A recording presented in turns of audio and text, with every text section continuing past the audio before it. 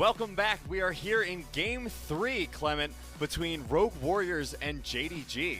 And it's been a rough series so far. Both teams haven't really showcased what they're best known for, the team fighting aspects that we really expect out of JD Gaming and for Rogue Warriors as well. You know, Rogue Warriors in 2018, when under the leadership of Doinby, they were a full engaged type of team composition. They would run you down on the map, but currently I still don't see a very clear identity for this team. And part of that is probably due to the fact that it's 4 rookies and 1 veteran player. So there's going to be a lot of question of identity in this team.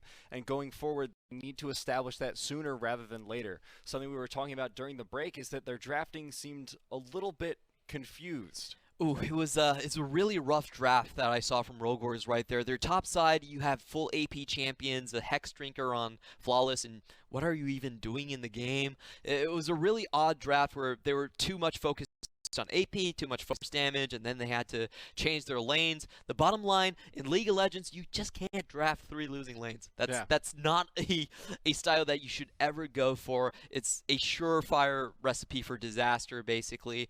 And I just want to see if they can branch out on their champion pools, pick more winning lanes, pick more aggression in the early game for Rogue Warriors. I think the big pick that I'm personally looking at would be the Xin Zhao from Shuzhou. This is his most noteworthy champion, the champion he's found the most success on.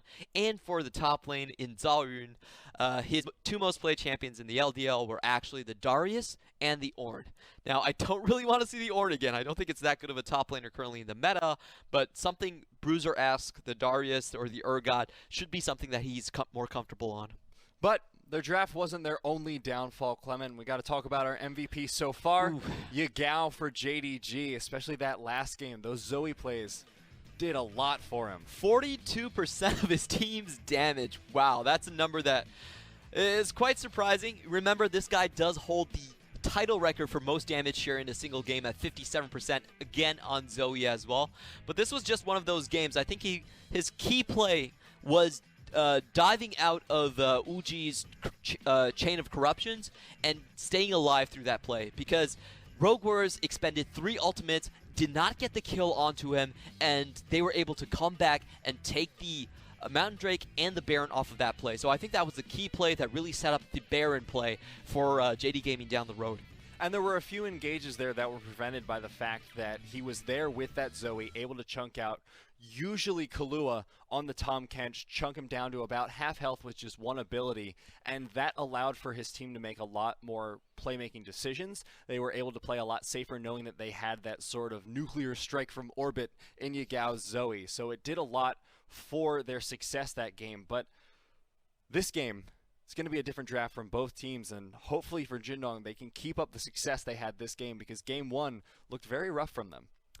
For this game, honestly, the thing I'm most happy about would actually be Imp. He does look like he's back on form. The inhibitor dance he just did there was so sweet. He basically styled on these Rogue Warrior kids, man. Like he E'd out of the I believe it was the chains of the Ornn, and then flash.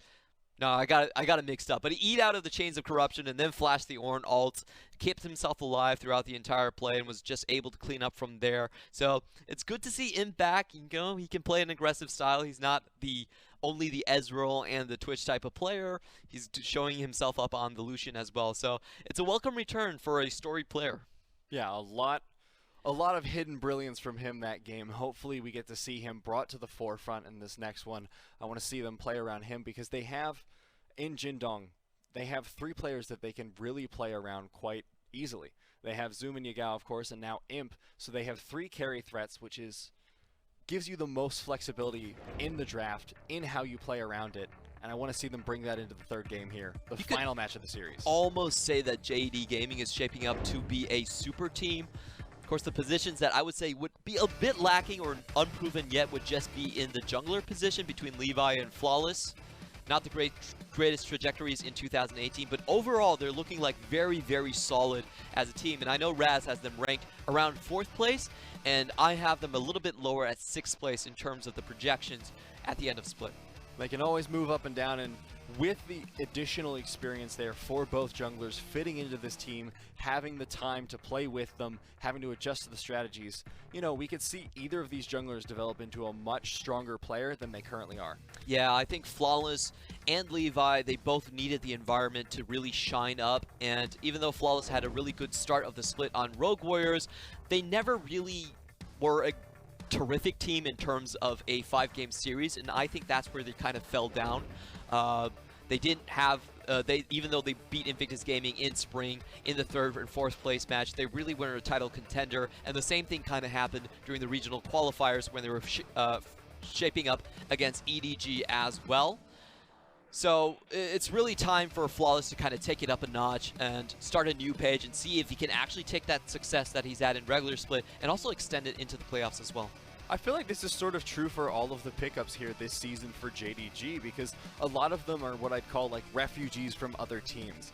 On LGD, Imp never had his time to shine. He never had the ability to show what I believe is his stuff. He can't strut. I know. The story of Imp on LGD was basically PYL would leave his lane, and PYL is known as the Lucifer of the league. He had the most deaths for a long time in the LPL, and Imp basically didn't get the protection that he needed. This time around, I feel like he has a much stronger team around him, so he can show up and play that carry style and play in the front line and start going back to his 2014 form. And he has teammates to protect him this time. Zoom and Yagao, of course, whichever I wouldn't jungler really they say run. so. Okay. He has, JD Gaming does not protect their AD he has carries. teammates that can pick up the slack once he dies, Yes. if they don't protect He him. has extra targets that the enemy can focus on. I think that's the correct way of putting it. If there's 5 targets, there's only a 20% chance it's him. So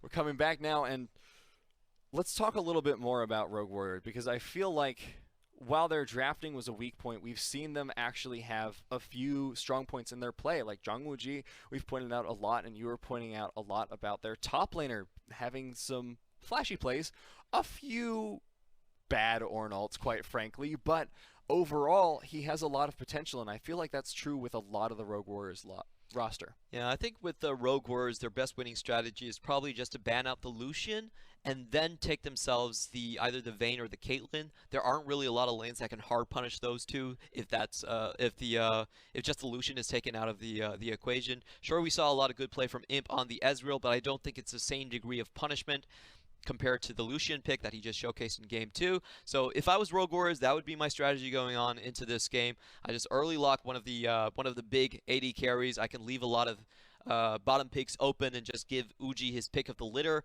and try to get a winning bot lane out of that. If he's going to be your main go-to guy, if he's going to be your main carry, just play through him from the early game all the way to the late game. And especially going against someone like Imp, someone with so much storied history and so much skill behind him, you're going to need every edge you can get. So if they want to play through Jungwoo, they're going to need to put a lot behind him, a lot of resources into him. Help him thrive, you know? Don't just leave him there. Don't just leave him and be like, okay, buddy, you have fun. Good luck in the bot lane. We're going to go off and we're going to have fun in our top side of the map, but you're just going to have to deal with one of the best AD carries. I can't wait for the Uji versus Uzi matchup. Because you know what? Both of these players they're going to be flashing the Vayne. They always do that. That's the RNG Uzi special. They're both cocky players in a sense. They're going to be trading off between games. They're like, okay, you take it game 1, I'll take it game 2. Now, bans have already come out here. Rogue Warriors coming out with the Akali, Camille, and Zoe. The response from JDG so far is a Cassiopeia and Aatrox.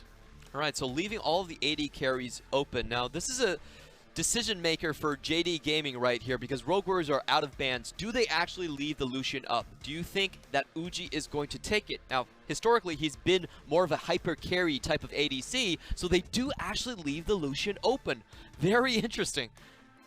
They have to have a strategy against it because, like you said, mostly a hyper carry player, and we see they lock in the Urgot first, so they're leaving it up to JDG what they want to do. So JD Gaming so far, they've taken away most of Koming's pick. He's most comfortable on Cassiopeia and Galio, and they even get the potential Lucian pick out of the trade. This is incredibly detrimental for Rogue Warriors. If they're not going to, like JD Gaming, they're basically saying, we can leave the Lucian up and force Rogue Warriors to ban it again in the second rotation. Now that they've picked up the Sejuani. Okay. We've talked about the Sejuani a lot. Now it's finally been picked up, and the response, Rogue Warriors, I guess they're saying, yeah, Wuji can play Lucian. You know what? Hype alert, this could be the Aurelia Sejuani lane. We have seen this being played in Korean Challenger because Blade Surge counts as an auto attack, so you can instantly reset and get a stun on someone. It's a potential. It's a potential. That might be a reason. Oh, okay, never mind. Up the jungle, Kaisa, maybe. So disappointed. We can still keep the hope alive. All right. It's not going to happen, but we can keep it alive. So I like what Rogue Warriors do here. They're saying, okay, I'm just kidding. We actually do play the Lucian. We'll take it. And Shuzu finally picks up the Xin Zhao. This is his best champion by far. He's going to give them an early game advantage. And you can see Rogue Warriors' draft. It's much, much better this time around. They have a strong bot lane, strong top side wherever Urgot goes. There goes the ban onto the Alistar and the Morgana as well, targeting both of the supports here. They really don't want those playmakers down bot. Yeah, they're taking away the two best supports at protecting the Kaisa. I can see that's... I'm sorry, actually, the Morgana was banned by JD Gaming themselves. Wow. Neither team really likes supports today, Clement. Yeah, it's kind of an interesting ban phase, so that does leave the potential Braum and Tahm Kench still open for Lumal to take. Lumal not much of a Braum player, but Tahm Kench is right up his alley as well, so I think Rogue Warriors is thinking about banning that away. 5 seconds left. We'll have to see what they decide on doing. Will be the Braum, actually. Huh. Interesting. The last 4 bans have been solely into the support position, so that's going to be the Rakan pickup most likely for JDG. Not necessarily the strongest lane, but if you have a Sejuani in your lane level 6, it's so easy to get kills. That might be the game plan for JD Gaming. Just play it safe until 6. Now, Rogue Warriors just support and mid lane left. Have to see what they decide to go with. We have seen a couple interesting picks like this one right here. That certainly is interesting, Clement. I'm not a fan of Fiddlesticks. I'll just put this out there. Yes, he's great in lane, but I feel like you could find something that's great in lane that doesn't die as easily. Like, Fiddlesticks is one of those picks that you feel great 1 to 5 where you're harassing someone, you're throwing out the dark winds, but then post 6, Sejuani comes into your lane and just rains on your party. Like, there is no surprise factor there. And the other problem is Fiddlesticks' ultimate is so hard to land with against a team that's warding well, and it requires so much time to get ready. I feel like he just, in the heat of the moment, doesn't really offer much for disengage, doesn't really offer much even for an all-in with Lucian, so... They will instantly die if Sejuani ever comes bot lane post 6. So it's a very difficult lane to play after that point. They just need to get as much advantage as they possibly can. And we're seeing a new trick coming out from Yagao here, actually going for the Syndra. This will actually be an interesting matchup, Lissandra versus Syndra. Lissandra will have a lot of tankiness thanks to Aftershock. Could mess with the damage potential of Yagao's Syndra if it's timed well by Kongming. There's not a lot of good targets for her to actually burst down. The Lissandra, of course, she can Frozen Tomb herself to get out of harm's way. Same thing with the Xin Zhao with the Crescent Guard. So I'm a little bit worried that this Syndra is not going to see the most effectiveness. They probably will have to find something pre-6 to justify the pick. But that is a lot of damage in the lane. At the very least, it will help set up picks, set up some stuns. Alongside the Rakan and the Sejuani, there's a lot of engage potential, if nothing else. And that's the key word. If you're playing JD Gaming, if you're Coach Home, you want initiative for your team. JD Gaming is the best team at chasing down kills, and Rakan is the best champion for Lumal. So in terms of lanes, I don't necessarily think they have the best lanes. It's Urgot versus Aurelia. That's a skill matchup that Aurelia can sometimes come out ahead, but most instances we will see the Urgot have a small advantage. And the bot lane, of course, the Lucian and Fiddlesticks is just poke city for them down there. And for the mid lane, I feel like Lissandra with Aftershock will be relatively safe. It's going to be about the roaming and the engage potential about JD Gaming if they want to crack the game open. Rogue Warriors, on the other hand, they have, well, they have a Fiddlesticks, Clement, and you were not very happy with that, but do you think it fits well into the team composition? Does it help what the team composition is trying to do, or? If they ever get a surprise engage, they have a lot of tools that can instantly catch someone out and blow them to bits. The Lissandra can come in from any angle, the Fiddlesticks can come in. So what they're basically setting up for is very strong lanes across all 3 of their lanes, and then they're going to transition that into a advantage by vision. If they have the vision advantage, you're going to get caught out by this Rogue Warriors team over and over again. The Fiddlesticks is going to surprise you, Lissandra's going to come over a wall, and someone's just going to get blown up. So that's their game plan, but if it ever comes to a straight 5v5 or just JD Gaming finds their footing inside the game, I don't really like the composition that much. It's a lot of pressure on Rogue Warriors then, but it's very mid-game focused, that's what I'll say. Well, it's good because those mid-games are explosive as you've been mentioning, and now we're coming into the final match of the night, Rogue Warriors versus JDG, Game 3.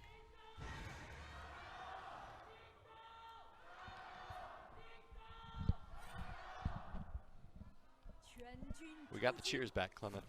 We got them back. Yep, that's Little Yellow, the manager for JD Gaming, always making them feel like they have home court advantage, and they actually will have home court advantage shortly after, starting up their own Beijing arena in close proximity to RNG, by the way. Very exciting local rivalry for them, I'm sure. Oh, nice ward take there. Oh, does get the double tap down. Now, just going to see a bot side start from both teams, and interestingly, no leash coming out from Rogue Warriors.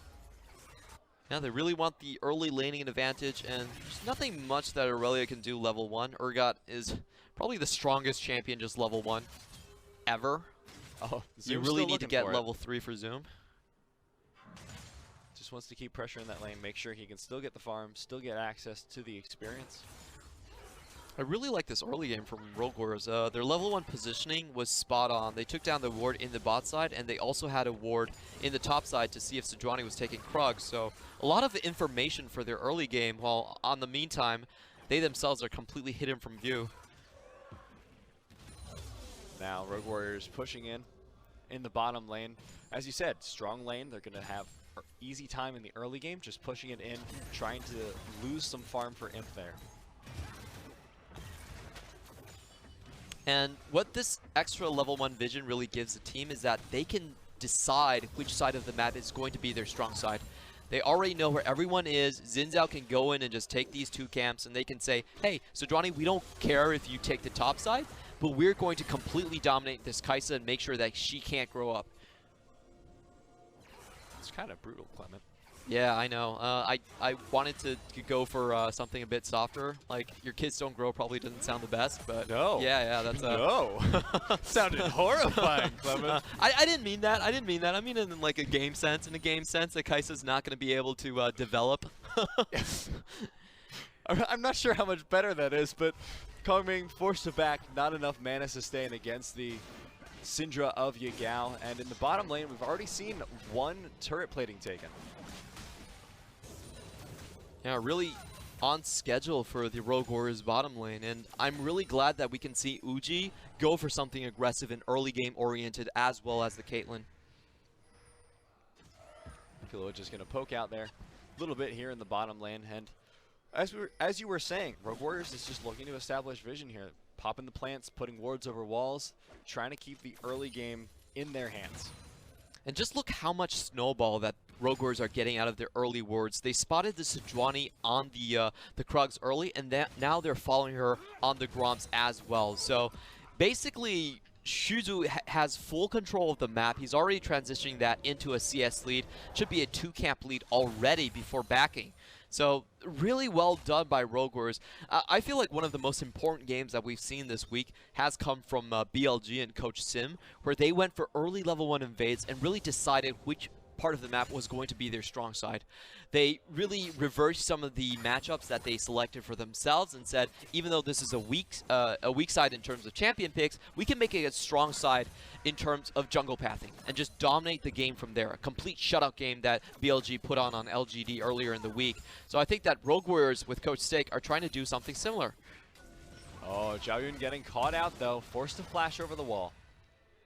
And after the great tracking from Sejuani, this happens. So, yeah. You win some, you lose some. Oh, that was close. Killua was really lucky he didn't auto-attack. Aftershock saving him from a little bit of retaliatory damage and letting him heal up a bit on the drain. Very low on mana, but Shuzu's here. Like we said, they're already pinging out Sejuani's position. They're going to dominate this side of the map. Imp is going to lose a lot more than CS. Yeah, he's getting pressured off really hard this game. Jindong's bottom lane is getting absolutely abused. Completely destroyed. That's why I don't really like early Kaisas. I would still much rather prefer the, if they really wanted to go for it, I felt like they still should have picked up the Lucian on the first 2 picks. They probably were a little bit greedy because Uji really hasn't shown the Lucian, so they were like, you know what, maybe he just doesn't play it. Let's leave it for later. But that was not the case. Good draft retaliation from Rogue Warriors. Well, even if you wanted some similar late game insurance, but more early game presence, Xayah was available and you had Rakan, so a potential pickup, but clearly they didn't decide it was worth it. Now they've picked up the Cloud Drake just 6 minutes in. Yeah, just to remind everyone, they did pick the Kaisa up after the Lucian, by the way. So, first 2 picks of the draft were the Aurelia and the Sejuani. That was why I was kind of hyped about the potential challenger cheese going on. That didn't happen, and they select themselves the Kaisa straight into the Lucian lane, and this is kind of what you have to expect to happen. The only way that JD Gaming really get out of this is if they can trade strong side for strong side and have Zune really dominate the top lane matchup. But so far, I don't think that's going to happen. No, it's not looking like it, Clement, but bottom lane here, very dominant for Rogue Warriors so far, and I'm having a lot of concerns for Imp. I'm worried for the boy. He's just gotten out of a bad relationship with his past team, and it seems like he's fallen in with a bad lane matchup, Clement. Well, at least his support isn't leaving the lane, so that's a bit of condolences. It's the little things. It's the little things in life. Sometimes all you need to know is the other person cares. All you need is love. Do-do-do-do-do. Now here's a big play for Sejuani. I am expecting a lane gank of some sort once Lurmo hits level 6. So we're going to see Flawless take the red buff, and I think they have to go bottom side immediately. We already see the control ward go down, just setting up that play. Remember we were talking about level 6, Rakan plus Sejuani. There's no way Kahlua lives. Yep, and now, perhaps anticipating this, shoots us here on the bottom side of the map. But Flawless potentially looking for a gank top instead. Okay. Some interesting mind games going down. I don't think Zalrin's going to fall for this. They do have the red buff timer. And he is pinged out immediately. That's a lot of time wasted, and Rogue Warriors are going to be even further ahead in the bot side. Yeah, every minute Flawless is spending doing this and not actively getting a lead. That lead in the bottom lane, like you said, getting bigger. Oh, Killua going in with the ultimate. Great use of the cleanse right there. Imp, a lot of foresight on the matchup that he was about to face. Now, Flawless trying to get some vision deep into the jungle of Rogue Warriors. This is what we were talking about. This is JD Gaming saying that, okay, we're sorry, we're going to give up the bot side. You can have it, but at least we need to trade something towards the top side back again. Remember, this is pre-Herald, so they're probably just setting up for that play further down the line. And as we already said, these aren't going to be the best lanes for JDG, but I don't think we necessarily anticipated them getting this heavily abused. Oof, JDG, they signed themselves up for that. Shuzu was kind of lucky right there. That was a bit of a dangerous play. Imp already level 6, could have Killer Instinct straight to that position, but Shuzu does dodge out on the Scatter of the Weak. Very, very close to a death for him. Still no first blood. 9 minutes in, and Rogue Warriors winning the lanes pretty handily, but really the only big difference is in the bot lane. Yep, Rogue Warriors could definitely be pushing this a little harder, in my estimation. I feel like Shuzu has been dominant in the matchup for quite a while now, and he's already had the 2 rotations for Sejuani on lockdown. I felt like he could have used that to kind of bring Lissandra towards the bot side and have things done by now, but hasn't been the case. Instead, JDG setting up a lot of vision around the map, especially into Rogue Warriors' blue side, making sure that they know exactly where the enemy jungler is at all times. Look at this cheeky play from JD Gaming. No. They're not going to wait for the switch. They're using the vision, the flash ultimate coming in from Flawless, and that's going to be a guaranteed death there for Zhao Yun.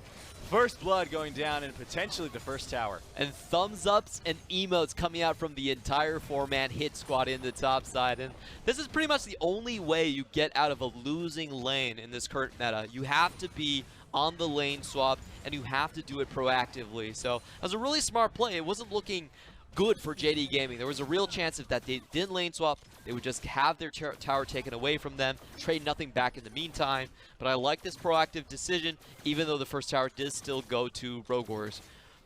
Now JDG going to get the plating, of course, so get a little bit of gold back in their pocket despite losing the first tower. And if they're able to pick up this Rift Herald as well, that'll be a good advantage for them. But spotted out by Shutsu. Yeah, not much he can do there. Probably does have to back off. And we can see that also Yagao is completely out of position. Trying to save his bot lane tower. Backs coming in from JDG's carries in the top and the 80 carry positions. And now Rogue Warriors going to translate into their second dragon of the game. So if we take stock of what happened right there, it was a first blood gold and also 2 turret platings going down in the mid lane. Overall, still quite a hefty chunk of gold going over to Rogue Warriors. They really need that solo farm on the Kai'Sa somewhere on the map. And I don't think you can put the Syndra in the bot lane either. So it's going to be interesting to see how Rogue Warriors actually distribute their lanes, or just to see if they're just going to go for an aggressive play somewhere. Absolutely, but no matter what they choose, something has to be done for Imp here. Down 40 CS almost. He is having one heck of a time, and he needs those 2 items before he comes online, before he can contribute properly to fights. And where is Yagao going to get farm from now on? The bot lane's already pushing out. I don't think he can pick it up there. It's far too dangerous. And the mid lane has to be given over to Kai'Sa just for Imp to catch up on the matchup. They've lost so much momentum and control that they're going to be struggling now to find the resources for their carries, like you've been saying, and now the question remains, will they even be able to get enough gold, period? All right, so the answer is that Rogue Warriors, they are going to allow Syndra to farm, but they're going to take the Herald instead. I actually like this trade because Rogue Warriors, that means it's most likely going to be mid for bot. And that's only 1 Herald hit away from taking that down as well.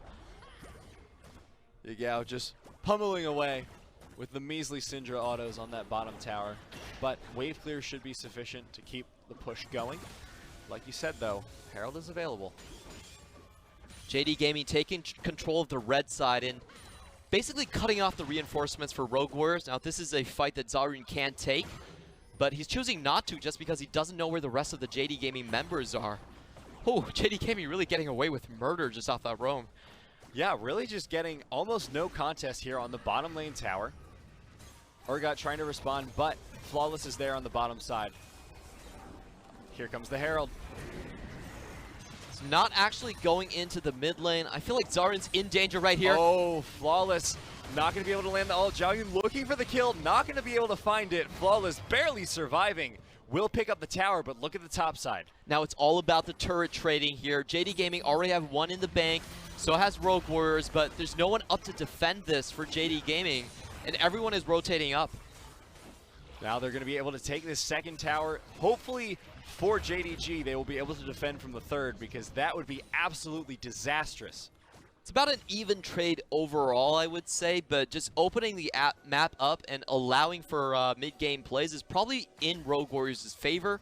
They do have the composition that can kind of surprise you from all different angles, so having an open map is definitely more advantageous in their side. And like we were talking about, the Syndra so far, I don't really feel like she has had much impact. A really awkward side lane presence. They did get the kill on the Urgot, but in terms of the trade, you know, Rogue Warriors still came out a little bit ahead, I would say. Yeah, Syndra not exactly known for good split pushing, Clement. And they're sending her off to the side lane. She has a little bit of wave clear, but can't really win in those 1v1s against the Urgot if he's able to get anywhere near her. So the question is, going forward, what exactly are they going to do with her? Because they've been struggling for farm. Finally, Imp has gotten the chance to farm up a little bit. but they're still going to be struggling to allocate the gold they have in order to execute on their team composition. This is just going to be a vision game between these two teams. This is going to be the battle of the wards, the battle of the control wards, who can clear out the most vision and find the best engage pathways into the enemy backline. There's a lot of good targets here to look for, and so far JD Gaming have just been the one that are grouping up earlier and trying to split up the map. Like, they understand the predicament they're in. They can't really venture into the map where it's dark, so they're just kind of taking the second step basically and saying, okay, you're on one side, we'll try to take over the other side, and we're not going to your side. Let's just have a truce. And, well, that'll go well for JDG if they're able to keep farming, but the problem is they're running out of towers, Clement. Oh, yeah. If they keep going for these trades like this, they're suddenly going to be knocking on the inhibitor door for Rogue Warriors, and that doesn't look good for JDG. The reason that you want to be going for the trades is that the Sejuani and the Kai'Sa are just better picks in the late game in their respective positions. But of course, you do run into the problem where maybe the enemy team is just too far ahead in gold. Oh, there goes the Glacial Prison.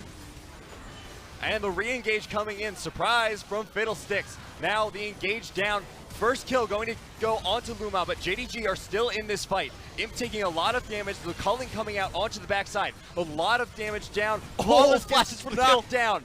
Follow up onto Yagao. This is going to be a wipe for Rogue Warriors. 3 for none. They played that fight brilliantly. And JD Gaming, they go over aggressive on the initial fight, trying to catch out Zhaoyun in the mid lane. And I was surprised, like, Kahlua didn't have that much impact, but it was all about Combing coming into the middle of the fight and getting that 3-man slow with the Frozen Tomb right onto all of JD Gaming's carries, and Uji was there to clean up. Now they will rotate from that fight into the third dragon of the game for them. The Infernal going to give them that 10% AP and AD. Just 17 minutes into the game, Clement. Let's watch this. JD Gaming are the ones going in. They do actually know about the Fiddlesticks. They see him coming. Well, actually, he just didn't find his target, but they do see the Fiddlesticks, but they didn't spot Combing in time. Watch this. The Glacial Path straight into the flash. Gets the 3-man slow. Forces him to use his cleanse early. Uji's on the chase down. Flashes in for the kill. Gets the extra movement speed on his W onto Yagao as well. And they just clean up the entire team composition. This is what we were talking about when we're saying that Rogue Warriors on an open map situation. There's just so many avenues that they can catch you out. Without having the vision on them, you don't know their angle of approach. You don't know how best to deal with their fighting. And now JDG getting punished for that, losing that team fight, losing that dragon. Baron's going to be on the map in just 2 minutes. And the funny thing is that Rogue Warriors actually came in from pure vision. Like, They actually walked over wards, but JD Gaming still could not disengage fast enough. Just playing to their compositional strengths from Rogue Warriors' side, and quite a sizable advantage here. Yeah, sitting on a ward, though, probably not the best for their strategy there. Oh, Rogue Warriors might be collapsing onto this. They could be fighting over red here. I like this positioning from JD Gaming. It's tighter corridors. They're backing out at the right times. That should be a free Infernal, by the way. Oh, sorry, it's still a ways off. Now JDG, oh. Huh. Glacial Prison going wide. That's not good for JDG going forward. I love that cheeky play from Kahlua. Just Flawless giving him one back, trading the troll ults and the emotes. Fengming maybe looking for something here. I think through all of this, though, Zoom has really farmed up a storm. If you look at his CS, he's suddenly 50 CS up on Zhaoyun.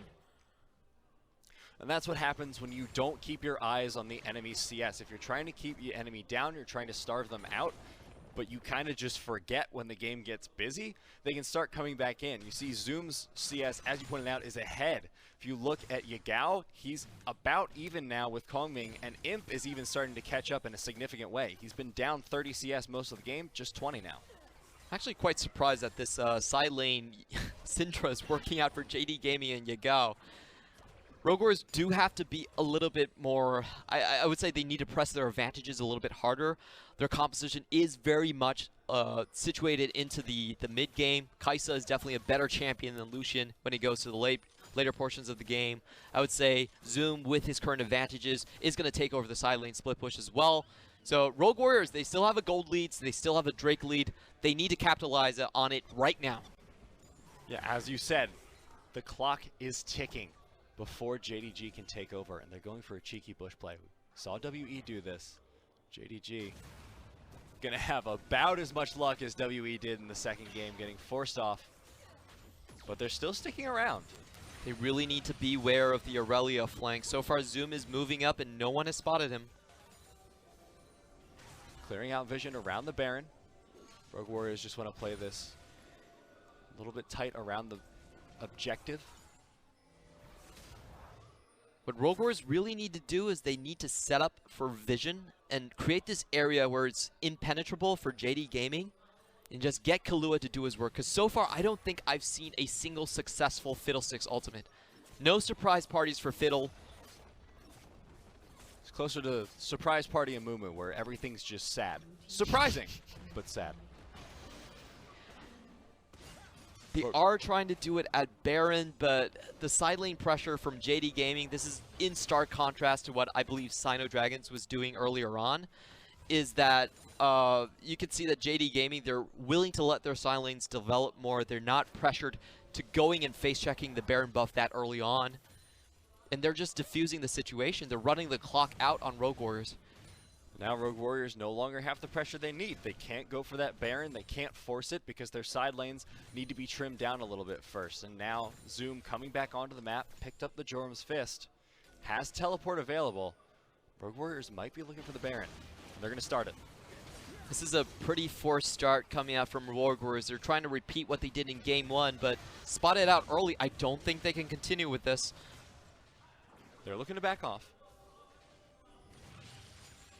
Really good ward over the wall from JD Gaming, so even if there was a surprise party from Fiddle, you would know well in advance about it. I have to say that JD Gaming has avoided a lot of traps being set by Rogue Warriors for them. Wait a minute. Check out the minimap. Rogue Warriors. Thinking about the Infernal. Gonna be a solo Infernal here from Zoom. I kind of like this play, actually, because Zoom has the teleport. They wouldn't expect him to try and solo it. They know something's up. Yep, just diffusing the situation. This is a really tense moment in the game so far. Both teams have the tools to instantly blow up a member, sorry. JDG looking again for the Infernal Dragon. Baron still up, being pinged by Rogue Warriors. I think the key point to notice here is that there's absolutely no vision around the Baron buff. I don't think that Rogue Warriors necessarily want to take this fight. They're already in a 1-3-1 posture. What they want to do is just delay the backs from JD Gaming, make it as hard as possible for them to come back to the Baron, and we might be seeing a situation that happened in Game 2 where people are just late to the party. Oh, JDG see it. They have the Farsight trinkets in the pit. Teleport coming out from Rogue Warriors. The Baron is at half health. JDG. Combing actually used his flash as soon as he teleported in, but they are going to secure the Baron off that. Now the teleport coming in. JDG wants to chase it, looks like. Luma not going to go for the engage. Now, Baron onto 5 for Rogue Warriors. This is a bit of a disaster for JDG, but they can still bring it back if they get picks and if they defend their inhib towers. The problem is... Yeah, they greeted for that Infernal Drake. There was... And they even tried to reset afterwards, which I felt was foolish. Like, the enemy has a Lucian and a Mountain and Infernal. Like, they're going to take that objective so fast. You can't try and base in that situation. It's just kind of frustrating to see JD Gaming make the same mistakes 2 games in a row. And we were talking when they were trading objectives. And JDG just had less towers left. And now that's going to bite them in the butt because look at Rogue Warriors. The only towers left are the inhibitor towers that they need to take. They have Baron on 5 members. We had they can do this. Of course, we had a very quiet mid game, but I feel like JD Gaming, one slip up, and they're putting themselves in a super dangerous position. We have to check up on the items from Kaisa.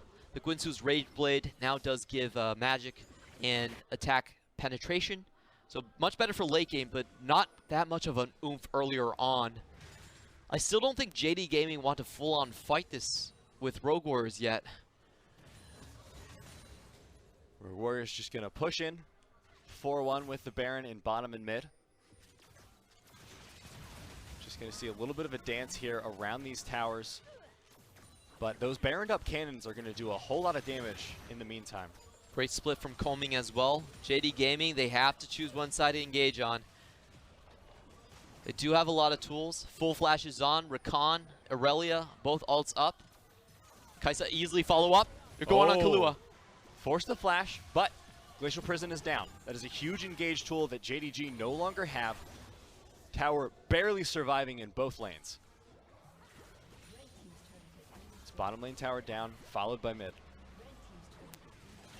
JD Gaming basically still in the same position. Rogors aren't letting up at all. They need to go. And only Rakan is left for the engage. Yagao's going to find it very difficult to find a target. Everything is on Lumao here. We're looking at potentially the end of the game, the end of the series. Inhibitor down in the bottom lane. If JDG don't engage soon, they're going to lose their second inhibitor, and it's going to be so much more difficult to come back. This is their best position, but they're afraid of Kahlua. They're well aware of the situation, so they don't want to fight in that bottom pocket. Here comes the Crowstorm. Not going to do much except zone out. Lumao goes in, but he misses the engage. That's a 4-man knock. 4-man knock. Vanguard's Edge goes down onto multiple. They might be able to get an engage off of this. Shutsu going to be stunned, but will make it out. That was quite unfortunate. It was a really good follow-up from Yagao, but they still couldn't lock anyone down at the end of it. So 2 inhibitors going down to Rogue Warriors throughout all of that fight. The important thing is, though, Clement, they survived. They survived through the Baron. Granted, they're in a terrible position now. But JD Gaming, they have a late-game scaling team comp. You mentioned the Kaisa and the Sejuani. Both of them are still going to be able to build their items. They're going to be able to farm up. And Imp is at 2 items. He has the damage. If they can get a good engage, there's a chance JDG can bring this back. That is true. That is true. I'm just thinking about what would be the sequence of events that could take JD Gaming back. Oh, it's unlikely. A lot of me just wishes that they didn't actually go for the Infernal Drake, but I also have to mention that in terms of gold, JD Gaming are still so close in the game. Mm-hmm. They just can't really engage on Rogue Warriors if Kahlua is not showing or if Kahlua still is holding on to his ultimate. So Kahlua is almost showing his worth by being a negative presence, if that makes any sense. Well, it does, and I think you answered your own question as to what JDG need to do. They just need to find Kahlua and pick him off. This has to be it. Aurelia's already coming back. They don't have a good TP position, but all ults are already there in place. Rotating around between the mid and top lane. Lots of pressure coming in from the side lanes because of the inhibitors being down. Flawless looking for the ult. Again. Oh, this is not going well for him. I like how Kahlua flashes the emote, even though no one can see him there. He's just like, there's probably a ward here. I'll go for it. Rub some salt on the wound. Stun going to land there onto Jiayun. JD Gaming need to go here. Like, they can't wait until the waves are pushed in. Their major engage tool is down. The only thing they have left is Lumao, but he doesn't have flash. Just has W and ultimate. So this is going to be a very precise angle if they do want to get the engage. All Kahlua really needs to do is hide outside of vision, just stay really far back. Jiayun. Can he They hit have up to a little go. bit? Look at those minion waves piling in from Rogue Warriors. They did push off the offense from Rogue Warriors, for now at the very least. That was a bit unfortunate. That was bad timing from Rogue Warriors, to be honest. Okay. Flawless is fine. What Rogue Warriors should have done is they should have held the wave and waited for both sides for the super minions to crash. So they don't actually get the 3 minion waves synced at the same time, and they have to back off of a potential 3 inhibitor grab. Just those small things that you really need to be aware of when you're doing these inhibitor pushes. They could have gotten a lot more out of that. Once again, this could be the last fight here. Baron is back up. Rogue Warriors are positioning around it, and JDG are looking to contest. Where is the surprise? Kahlua still doesn't have his ult up. So JD Gaming are willing to go a bit further in these engages, and if you look at the gold score, only 200 apart. Flawless has his ultimate up, and it looks like neither team is quite ready to contest just yet. This is good for JDG. Just a minute left until their bottom inhibitor, and a minute 15 until the mid. Look at that CS difference on Zoom, though. He's been farming up a storm. Oh, this is going to be a massive fight. If he is able to finish the Sterix Cage, I really don't see how Uji gets out of this. It would be a huge pickup for him, and then if they're able to take out Uji, that's a lot of damage down from Rogue Warriors, so JDG might be able to win that fight. It's really interesting that all of the gold lead is now located on Zoom, but all JD Gaming are lacking is just the engage. Like, with champions with, like Fiddlesticks, it's actually very easy for the team's fights to go one way or the other. The positioning is correct, you can wipe the other team. So both teams are playing on knife's edge right now. See a potential engage. Rogue Warriors will start up the Baron. He is spotted out. Clearing out the vision. They want vision in the pit. They need to make this fight go well, but Ooh. Zoom once again towards the dragon. He's getting blocked by the Mountain Drake. Teleport's coming in. A lot of damage down onto Kahlua. Still safe for Imp. Zoom going Baron's in on the still back up. line. Vanguard's Edge coming in. Kongming's low. Shutsu's golden. They can still get the engage. Zhao Yun is stuck all on his lonesome. They get one kill. Unleash Power finishes off Uji. JDG might have done it. They can get the Baron here. They've gotten 2 kills. They need to be able to transition this into something offensive so they can prevent the push coming in from Rogue Warriors. But this will be the Baron for JDG off of just those 2 kills.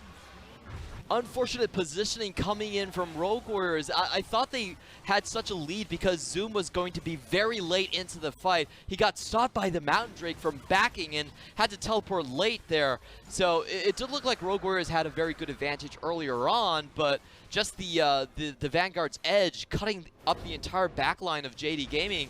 Now let's watch that again. We do see 5v4 for the start of the fight. Rumao does go in. Kongming stuns on Imp, but isn't able to follow up with the damage. And then Zoom, the health bars are just so low, caught in a bad position in a crossfire of crowd control coming in from the JD Gaming squad. And Uji, the first one to fall down due to the ultimate coming out from Yagao. We were talking about targets, but I didn't think that Lucian would be the prime one that Yagao would be able to focus in that fight. Now Baron onto JDG. They're pushing down the middle lane. They could end with this if they get another good engage. I really want to see one good fight out of Rogue Warriors. They've been holding on the edge for so long now. Can they make their engage actually work? Doesn't go in for Kongming. Oh, great Glacial Prison to stop the engage from Kahlua. And he was doing that straight in front of the minions. Probably not the best idea from Kahlua. Definitely not. Ugh. Here comes JDG. They've gotten the first inhibitor. They're looking for the second one here in the bottom lane. It's not really a surprise if you do it right in front of the minions, is it? It's a very long cooldown for Rogue Warriors to have to wait through. This should be 2 inhibitors going over to JD Gaming. JDG have the wave clear. They have the push. They have the Baron buff. Flawless going to be tanking in the front line, popping the stone plate. They'll be able to get the tower off this, trying to get damage onto Kahlua. Won't get the kill. Here comes the engage from Lumao. He flashes in. They get the pickup onto Kahlua. And now the fight has broken out in earnest. Zoom is still alive. He put down a lot of damage. They've gotten 1 kill. Kongming still alive in the back lane. A great 3-man stun. But the carries from JDG are still alive. Uji and they'll can still get save this, 4 though. kills. Wuji, the last one standing. Low health bars on everyone from JDG. There is the potential for him to bring this back. He's going to go back to the fountain and heal. It's a 1v3. Can he actually make history here? He has a lot of sustain and dueling power, but he's the caught. Here comes the Glacial Prison. Wuji's so low. They're just going for the towers at this point. They need to push him off. And it looks like JDG are going to take it 2-1 over Rogue Warriors. Oh, what a close match from start to finish. The mid-game was so tense. We saw some mistakes from JD Gaming coming out once again, prioritizing the Drake like Rogue Warriors did in Game 2. The loss on the Baron, but they were able to cling on, get a massive lead on Zoom. And I just felt like Rogue Warriors, they had such a good position, even though they didn't have the gold lead. If they could have synchronized their waves better on that tower push, where they had 2 inhibitors down, the waves were crashing in, they pushed too fast. They just pushed too fast. If they had gotten that 3rd inhibitor, that would have been game straight up, because there would have been no way for JDG to push back out. in any lane, they would have had to have someone there in the base constantly, and JDG wouldn't have been able to make the plays that brought them back. They wouldn't have been able to get the fight that got them the Baron, that eventually got them the win. The MVP has to be the Titanic Hydra on Zoom, keeping both waves at bay. And there was that tense moment where you thought the Mountain Drake might have been bought off by Rogue Warriors. He was stopping the recalls. Zoom was going to come in late. It was going to be a 5v4. But the positioning that he did do so, they set up this perfect crossfire between the Scatter the Weak and the Vanguard's Edge. They trapped everyone into that position, and Uji just didn't get his damage off at all. And they were able to bring it back. And now, look at that graph. That's the graph of a good game right there, ladies and gentlemen. Oh, a lot of back and forth right there. A lot of mistakes, by the way. But can I just say something? I hate Fiddle. I hate Fiddle. I don't feel like anyone plays Fiddle to his maximum potential. It's such a pick that you can go wrong with very easily. And throughout that entire game, he didn't get a full channel ultimate off on anyone, like ever. Well, a lot of the strength of it, like you were saying in the middle of the game, is not what he can do, but what everyone's afraid of him doing. Sort of like Blitzcrank in low elo, or when you get higher, it's like, okay, he has a Q. There's the potential for him to just kill me with one ability. We need to play around it, and that's what Fiddle provides to a team outside of the strong lane, outside of his maybe mediocre team fight, because the Crow Storm might not actually land on anyone. Oh, the last Crow Storm was just painful to watch from Kahlua. He stood right in front of the minions, was in clear view of the enemy team, and took a Glacial Prison to the face. So that really kind of spelled the doom for Rogue Warriors right here. But I think the most important thing we got out of that match was, number one, Uji can't play the Lucian. He's not only a hyper carry only. You can't go greedy in the draft and say, you know, we're going to pick it up later. That doesn't work with Uji anymore. We already know that. I feel like Rogue Warriors could have won that game. They could have banked harder in the early game. They had Sejuani in their eyes for the first two rotations of the clear. They should have made that strong, that bottom lane, the strong side. They should have just gotten that tower earlier. But JD Gaming, I felt like they pulled Rogue Warriors around the map quite well, avoided early game disaster. They were very close within gold range, even with the weaker early game composition. So props to them for doing that. And it's just so close for Rogue Warriors. Yeah, JDG played excruciatingly well in the last stages of the game, but it does bring up a good point, Clement. Rogue Warriors went toe-to-toe with JDG, who we've been considering one of the better teams here in the LPL. Definitely top 6, bare minimum, we've been saying. That's not nothing, especially with a team of almost all rookies. Kahlua, the only veteran, we've said it before, we'll say it again. This is really impressive from a team that's so new with so little experience. And Jindong, yes, they looked amazing. Luomao and Zoom made some amazing plays that game, especially with the engages, but Rogue Warriors have a lot of potential coming forward. Yeah, I mean, this is a match that just showcases a lot of the times it's about the experience that really propels you to the top in the LPL. It's all about the little things. Don't take that Mountain Drake. Sync your waves up. You know, make that bottom lane your strong side. These are not very difficult things to execute in terms of mechanics, but they're very difficult in terms of communication. And I feel like if Rogue Warriors were on top of their game in terms of their communication, if their players had a little bit more experience, then they could have easily taken this match. I think if I had to give a subtitle to today, it would be Growing Pains. Because we've seen that from every team, from the experienced to the inexperienced, from the old to the new.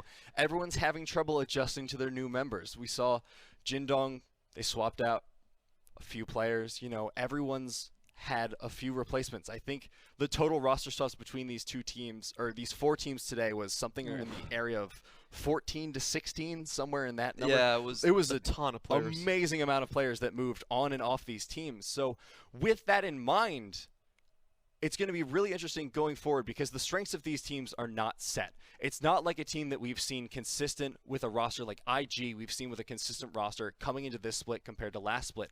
The rest of these teams have had a lot of changes, and there will be a lot of adjustments coming into that. But one of the adjustments we're going to make is we're going to have to give Flawless an MVP from that one. Good performances on the Sejuani. I actually felt like it was tracked very well earlier in the game, but later he was able to bring it back in the team fights. I honestly think that they're giving him this MVP solely because he stopped Kahlua from ulting. I mean, that was like pretty much a game-ending play because Kahlua's ult had sown so much discord in the backline of JDG. They were forced to play around it so many times. He landed the only Glacial Prison that mattered. And look at that kill participation over there, 87.5%. He was there for pretty much every kill. So, but behind that game-winning ultimate stop and all that kill participation, he played absolutely fantastically. Yes, he did. Yes, he did. Congratulations, Flawless. You're good on more than Lee Sin. And it looks like this team is actually going to be very fun to watch from JD Gaming. They really kept the same strength, and I was personally very impressed with Imp throughout this entire series. We had a lot of questions. Is this guy just washed up? Does he even care about the league? You know, he promises you every year that he's going to wake the sleeping dragon. He's going to do it for LGD, but I'm glad that he finally has a team, a playoff caliber team that he can fight for and hopefully just show us more of those flashy plays. I want to see more as we go into the next series. But speaking of series coming up, let's talk a little bit about tomorrow's matchups. We have FPX versus Snake and Suning versus RNG. Oh, Snake is going to be a spicy one because they just recently defeated EDG, their neighbors on Ling Lu, and FPX has been 100% in terms of their win rate so far as well. Both these matchups are promising to be really exciting, and Suning versus RNG is a star-studded matchup. We've been talking about Suning. We've been calling them the super team. We've been giving them all kinds of hype. Honestly, if they were a person, they'd have such an inflated ego. Luckily, they're just a team. But RNG, they were an amazing team last year. They're still an amazing team, but Uzi's not going to be on the roster. So the question remains, are they still as strong? Oh. Can I sell this in a kind of a shorthanded way? I'm ready. He's listed as inactive. He could still play, but the team says he won't. So there's still a chance you see. There's the secret chance. Yeah, there's still a chance. Hopefully we That's get not to against see. the rules.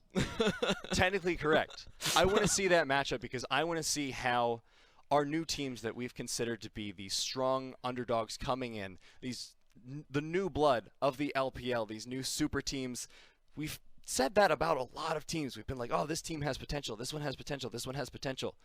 I want to see how they measure up to an actual team that has a measured potential, measured results.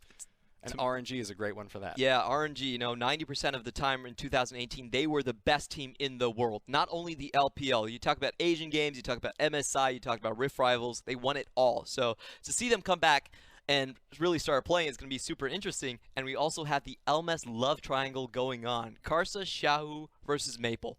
Now, all three of these have been really familiar in international tournaments, but Xiaohu has been learning a couple of new tricks from Karsa. The level 6 kills with the Lee Sin and Vladimir are always very memorable. That the plays that they did on Rookie last year, that came from Maple and Karsa. So I want to see what they do, and if Maple can show off to Karsa a little bit with his new jungler hacker, and just show him that, hey man, even though you were my old love, I got someone new now.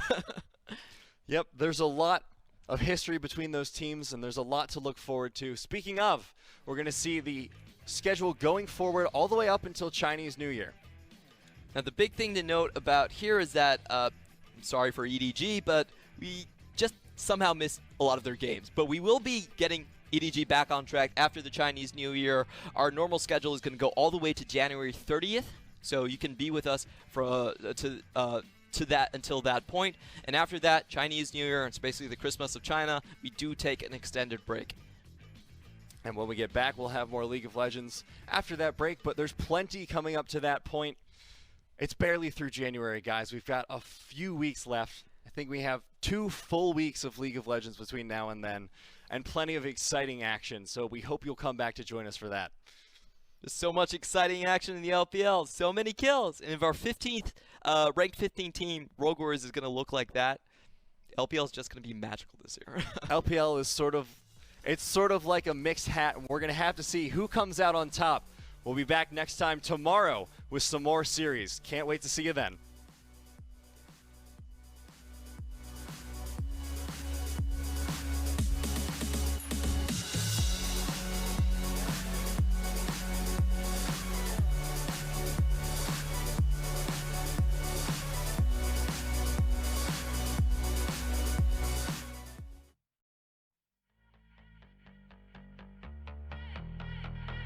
I met him at a bar, was strumming his guitar. He looked me in the eye.